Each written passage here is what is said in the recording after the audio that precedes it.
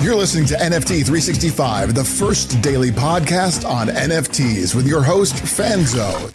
Welcome back to another episode of NFT 365. And today we're going to talk about really kind of hopefully filtering some of the noise. And I like to say, translating the geek speak, but also really kind of breaking down and understanding some of the things that we kind of mention on the podcast and we talk a lot about, but really what do they mean, and kind of taking a deep diver because we're in a gray area. And this is something for me that has always worried me. It's, one that I've said for a while, that I was always bothered when people do something or say something as if it is all encompassing, right? And I think it's important for us to be very careful with the words we use and especially those that are influential in this space, how we talk about certain things that are happening, both inside of the NFT community and then also outside of the NFT community as far as education and kind of mass adoption. So with that being said, we're going to talk about, rug pulls versus FUD versus, really just projects that suck, that aren't very good. And it's very easy for us to kind of loop all of these things into one, but it's an important thing to kind of separate the two and kind of understand where they're all going. With that being said, a project that is definitely not a rug pull or FUD or a project I've been waiting for to come out, and we actually minted it today for Mint 365, and I have no affiliation with this project. No project has ever given me the project for free or given me money to talk about a project. I just talk about the great people that are doing great things. And that the one that I wanted to mention today is Women Tribe. And so Women Tribe is doing a pre-sale, I believe, for almost 4 days. And then they're going to open it up for their public sale. And so we minted 3 of them today for our collection, 1 for Mint 365, and then 2 that I minted personally. And so I think a great resource for those that are new, but also those that want to see a variety of projects, make sure you check out NFT365podcast.com/mint365. You can actually look at all of the projects that we've bought every day of the year. We update it every single day. As soon as we buy into a project for that day, it's updated on the website. So you can kind of take a sneak peek of everything that is going on in that project. Now, with that being said, when I'm doing research, and we're doing research, with those that are in our Discord, those that are in our community on these different projects, we have a massive list. A massive list of the things that we are looking at. Everything from how much can we learn about the founders? Is the team doxed? Who are the advisors and partners with the project? What is the type of project that it's actually deploying, right? What is the actual use case? What is what I like to say, the projected utility and real utility and roadmap and the energy and the hype and the vibes and all of those things. But here's the thing. Even after doing all of this research, we could still fall for a rug pull, or we could still allow FUD to influence our decision on a project. Yep, that's right. No matter how much research you're doing, no matter how much data you're doing, we are all human, and we all, react or interact or are influenced based on a series of different, emotional things that can be triggered, time of day, understanding, some of the nuances in this space. And so this is really where I wanted to take this episode. And most of you know my mantra of we are greater than me. And I'm a big believer that together we can really make an impact and take, this NFT community to the next level. It's also a place for us to really, extend what is possible in technology and innovation. But not everybody believes in we is greater than me. And I say this all the time. It's actually a sign that is right over my shoulder. You can't fix stupid. You can't stop bad people from doing bad things. And no technology has ever prevented either one of them, stupid or bad people, from doing bad things. And so there are people that will kind of set up these rug pulls. And so I'm gonna define the rug pull, the FUD, and then they're just the crappy projects. And then I'm gonna give you kind of a little acronym that I like to play into that goes deeper inside of do your own damn research. But from the standpoint of a rug pull, right? A rug pull, it all comes down to the intent. A rug pull means that it is a money grab, that these are scam artists, that their entire mission from the start of the project, the whole reason that they're creating it is not to deliver on anything that they're promising, but it's really just to get your money. And sometimes that happens during the mint phase. Sometimes that happens pre-art reveal. Sometimes that happens even after the art reveal because they want to, they get greedy and they really want to kind of like maximize what they can possibly get from us. Now, with that being said, a rug pull doesn't have to actually, not all rug pulls look the same, right? Some of them are very elaborate, right? I will say this, like the rug pull that happened this week, we've through some research, they've spent over $2 million on like the website, the marketing, the art, paying influencers, all of these things so that they could manipulate them. And they have a Dutch auction, which if it's sold out on the Dutch auction side, it would net them $32 million. So for them, putting up $2 million up front, of course, made a lot of sense because if they were able to manipulate the way that they planned on doing so, it would net them a profit of $32 million. And so that, of course, is going to bring a lot of attention. Now, the opposite is also the case, where some projects simply go on to Fiverr. They pay someone to do a piece of art. They put up a really crappy landing page. They put out some Twitter followers. They buy some Twitter followers. They hopefully kind of join the conversation. And then they drop their mint because even for them, if they steal $50,000, $60,000, for them, it's worth it, right? And so like rug pulls can kind of come in all shapes or sizes. And what's important for us to realize is that it's about that intent, right? And it's a difference between a project that like loses its moral compass or loses its momentum and kind of gives up. That's not really the same rug pull conversation that we are having when it's a money grab. And I'm not saying that one is better than the other. Now, the term FUD, F-U-D, which stands for fear, uncertainty, and doubt. So FUD can be delivered in many different forms and fashion. It often can be delivered by simply sharing data about a project or about a creator or about a platform that is skewed in breaking them down, of making them sound, of hopefully invoking the fear in the community so they don't buy them. Now, the intent behind FUD comes in a bunch of different formats, right? Because someone might be FUDding something because they want to misinform people, right? Because their goal is that the more confusion, maybe the less people that buy the project, and then it gives them more opportunity to buy more of them at the lower price, right? Some people are spreading FUD, fear, uncertainty, and doubt, because they're actually maliciously trying to stop a project, or they don't want this project to succeed, so they're gonna share misinformation or manipulate what's out there. The other part of this, which is I think one of those areas we have to be very careful on, is that there is also people that are spreading FUD because they're like on a personal ego trip. And in some cases, there are people that are haters of Web3, haters of NFTs, haters of crypto. And their goal and mission for sharing misinformation or only a snapshot of information is to cause disruption and dismay to make themselves look smarter. And we have to be very, very careful with these different types of FUD and like the way that they're spread. Now, I will say, one of the accounts that has got a lot of love recently is the NFT Ethics account, right? So NFT Ethics account has been exposing some of the rug pulls, and they're doing a lot of research. And they for the Squiggles one, they provided like a 12-page research document. Now, here's the beauty of that is I love that there are people looking out for others.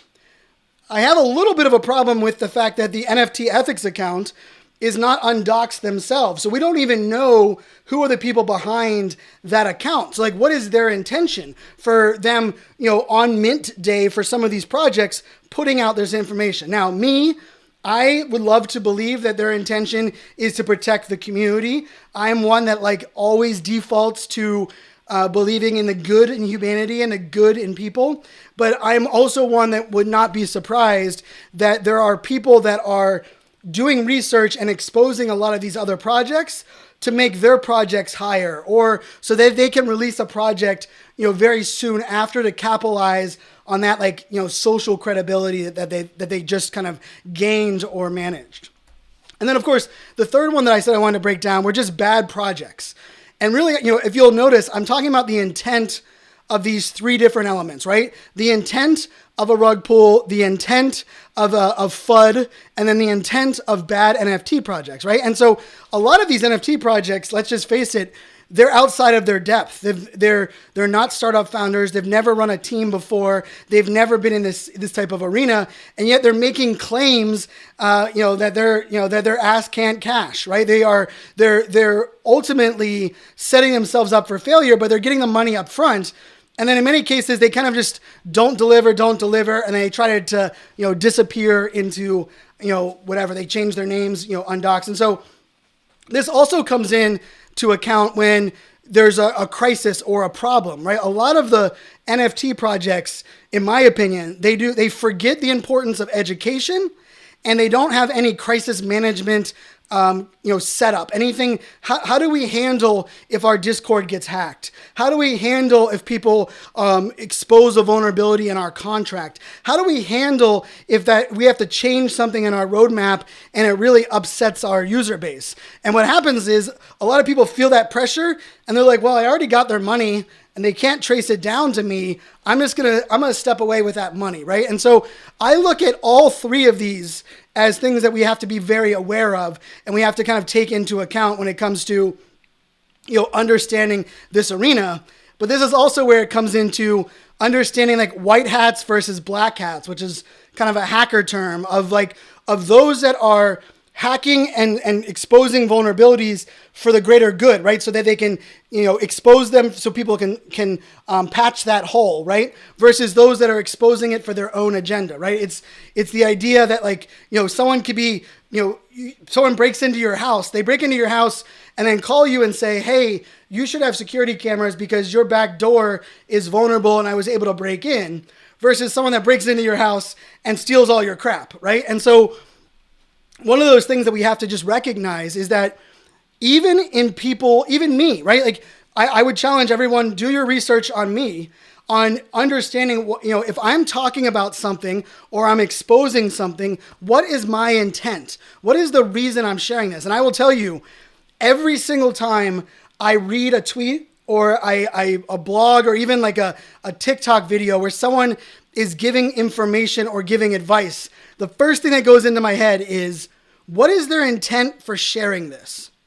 If people are telling you, I'm going to teach you how to take $300 into $100,000, and they're doing it in their spare bedroom of their parents' house, more than likely they're full of crap, right? Because if they actually did that, they probably wouldn't be living in their parents' basement, right? And so we have to kind of identify that. We also have to recognize that if it sounds too good, right? If people are giving you the magic recipe for all of these things, why aren't they doing it themselves? And if they've already done it themselves, shouldn't they be able to have the receipts to prove that, right? And the beauty of the blockchain, the beauty of transparency in this entire arena is the idea that those receipts should be very easy for us to garner.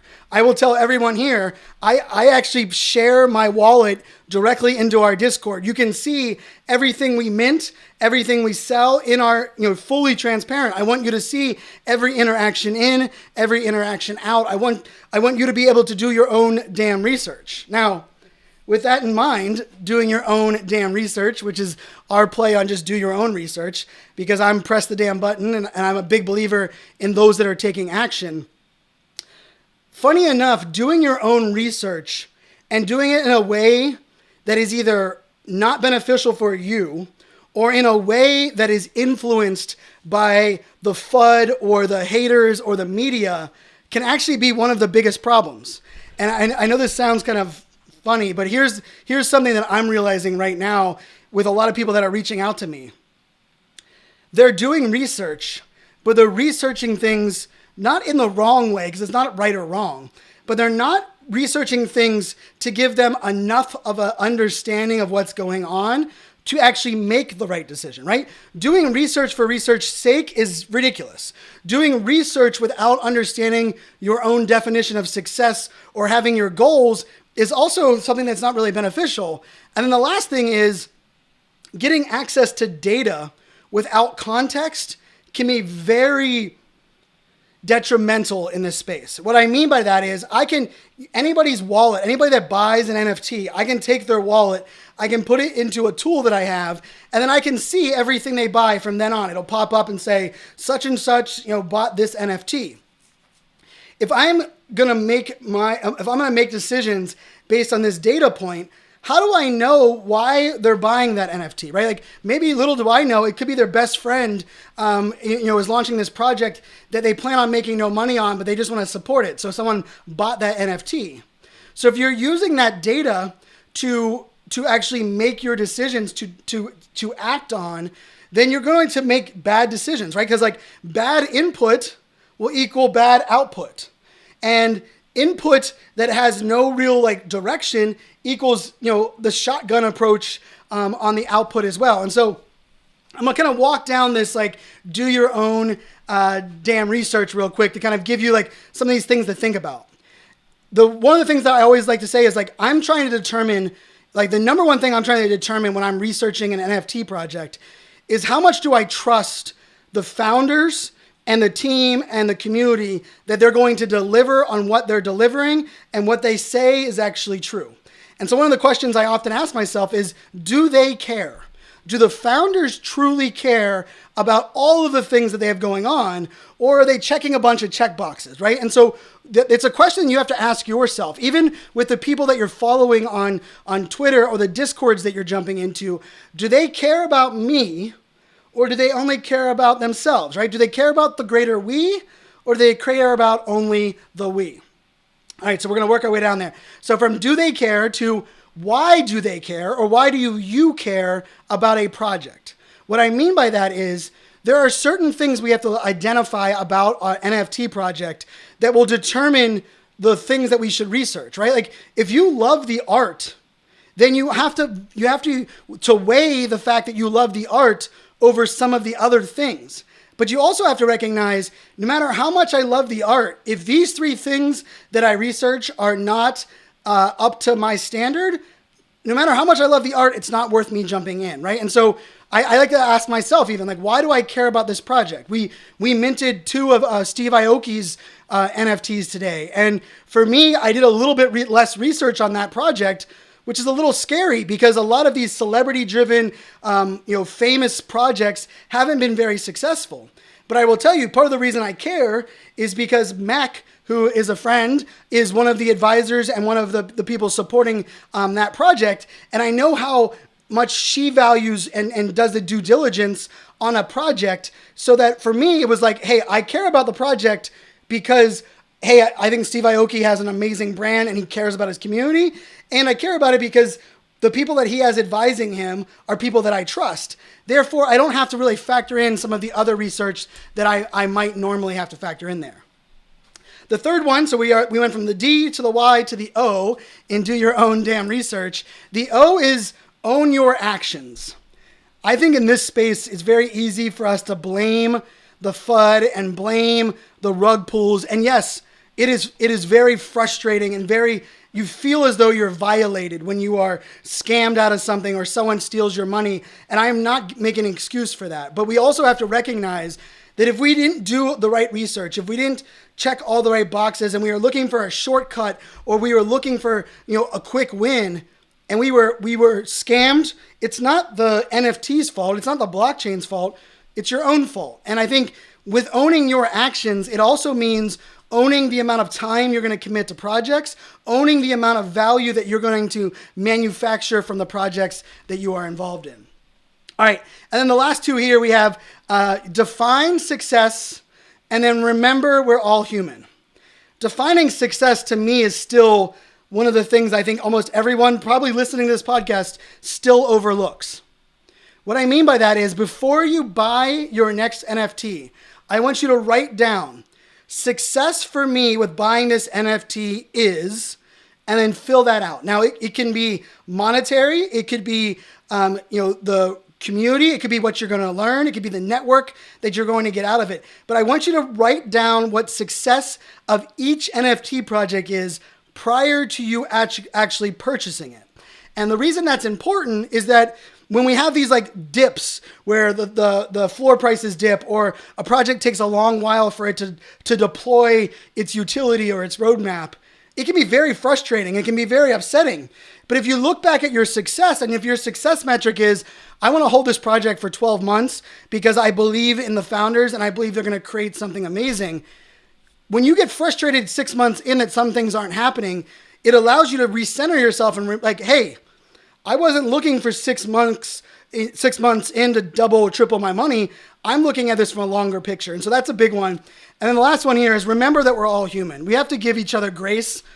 There are people that there are influencers that have been manipulated into supporting a project that ended up being a rug pull.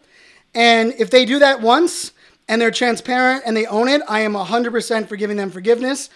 If they do it twice, now I'm going to question and have my guard up. They do it a third time, hey, that's on them, and I'm going to, mute, unfollow, block. But we have to remember, no matter how much research you do, no matter all the due diligence that is possible, no matter all of the people that you surround yourself, we still have the opportunity as humans to make mistakes, to maybe overlook a couple things. Or let's face it, some of these rug pulls, some of these people spreading FUD are really, really smart and really good at what they do. And so what I want you to remember, for everyone that's watching and listening to this, is remember that if you do fall for these, or these things happen to you, or you walk into these scenarios, just know that you aren't alone, that it happens to almost all of us, which I hope we can prevent from having to say that in the future. But also just make sure that you're learning from what you did and not making that same exact mistake again. And in some cases, we're going to make the same mistake more than once. I've said this before. I sent $12,000 worth of a coin to a wallet that wasn't a wallet that accepted that type of coin. And I lost that currency. And I was really frustrated. And you know what I did? As I said, you know what? Before I make any big transaction now, I'm going to send a test amount before I send just to make sure that I have the right wallet and things are sent out. Well, guess what happened this week? I was in a rush. I was on my phone and I was like, I'm not going to send the test amount out. I'm just going to send the test amount. I'm just going to transfer this money over. I need to make sure to buy this purchase. What happened? I put in the wrong wallet and it sent the crypto to the wrong wallet again. Yeah, I made the exact same mistake. And who's to blame? Me.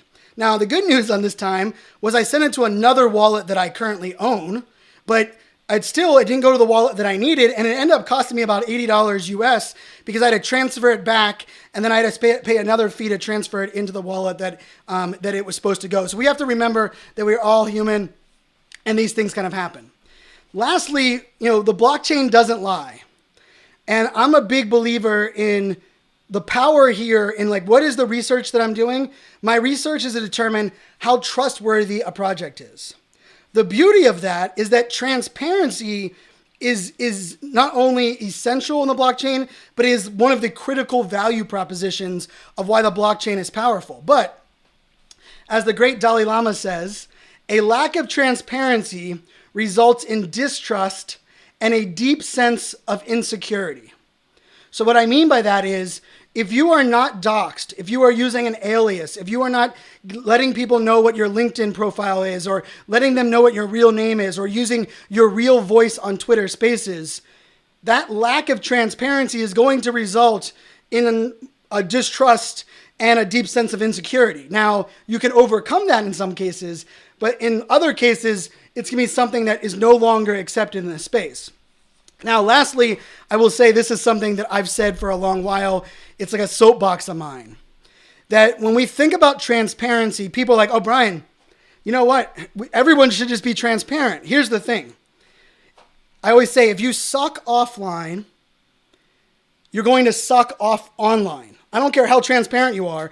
If you're transparently exposing that you're a horrible human, all that it does is it allows us to determine that you're a horrible human faster. So the question we have to ask is what is the role of transparency? And here's my definition of it, is that transparency does not guarantee trust. What it does is it simply gives others a window into deciding if you are trustworthy. So the more transparent you can be, the greater that window is for someone to determine your trustworthiness. But just because you are transparent does not mean people are going to trust you. And there is a massive difference between transparency and oversharing. And one of the things that I like to say, which kind of connects to this quote, is transparency is giving people a window into seeing who you are and what you're about. Oversharing is throwing in people's faces what you ate for lunch, the fact that you have to go to the bathroom, whatever that may be, the fact you're tweeting from the toilet, that is oversharing. And those two things, there's sometimes a gray line there, but it's important for us to kind of recognize that and own that in the greater good. So with all that being said, I do believe it's important for us to recognize the difference between a rug pull and a crappy project. We also have to recognize that people could be spreading FUD by exposing other projects. And then the people could also be spreading FUD without even realizing what they're doing. And I think more so than anything else, I'm just such a bullish believer in transparency and owning the things that we're doing and owning the environment that we're creating. And so, I want to thank everybody that supports the podcast. Those that are, we are super powered by the ADHD coin over on Rally. If you just go to ADHDcoin.com, you can get yourself some coin, jump into our Discord. You get access to giveaways, whitelists, airdrops, lots of fun things going there. Also some really great conversations happening in our community. I just want to say thank you for everyone supporting the show. We have a new sponsor coming on in the next couple of days. They'll be a sponsor of the podcast. Super excited for the upcoming couple guest episodes that we have. We have some really cool guests in the works.